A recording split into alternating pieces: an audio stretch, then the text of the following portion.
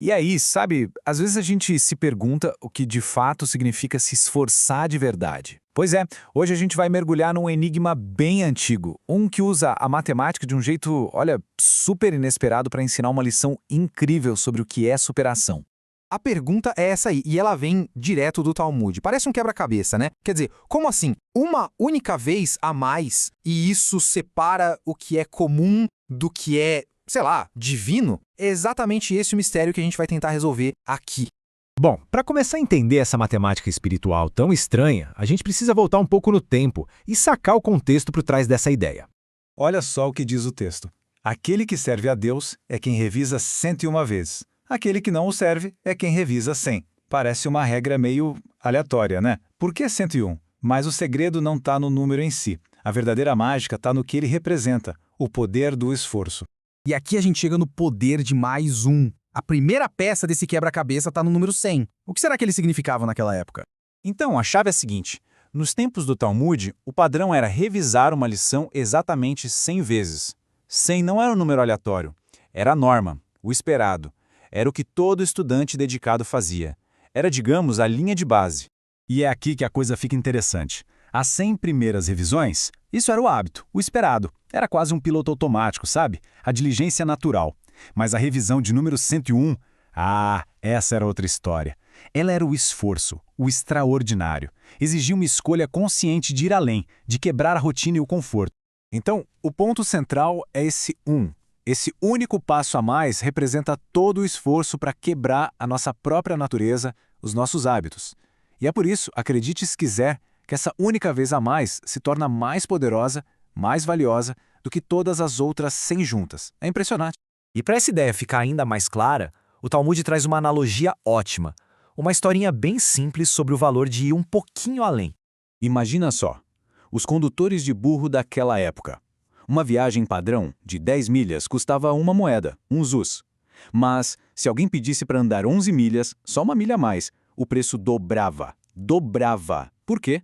Porque essa milha extra não fazia parte do combinado. Ela quebrava a rotina e exigia um esforço que ia além do normal. E é isso que nos leva da história lá fora para uma batalha que acontece aqui dentro. A verdadeira guerra, no fim das contas, não é com o estudo ou com o trabalho, mas é uma guerra interior. Esses ensinamentos falam de algo chamado alma animal. E calma, não é nada de ruim não. É só um nome para a nossa natureza mais básica, sabe? Aquela parte da gente que adora um conforto, que se apega aos hábitos e que, resiste a qualquer tipo de esforço extra.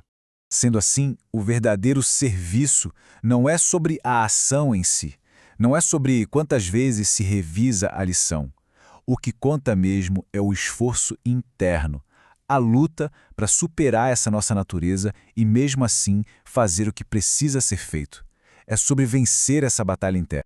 E essa lição toda é direcionada para uma figura que eles chamam de Benoni, que significa intermediário. E dá para pensar no Benoni como a maioria de nós, na verdade.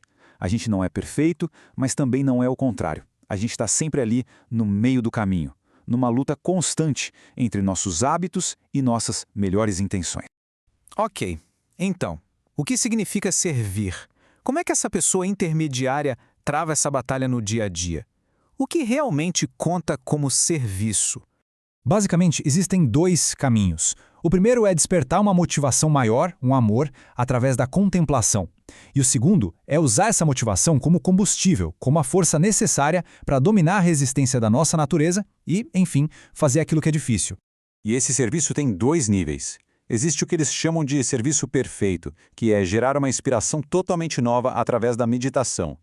E tem o serviço imperfeito, que é despertar uma motivação que já está ali, escondida no coração. Mas o ponto é, não importa o nível, o que vale é usar esse sentimento para lutar contra a inércia. Qualquer esforço consciente já é um serviço valiosíssimo. E aqui a gente chega no ponto crucial. Se não existe essa guerra interna, se a pessoa só age dentro do que já é confortável e natural para ela, por mais que a ação pareça boa, ela não é considerada serviço nesse sentido. Não houve luta, não houve superação.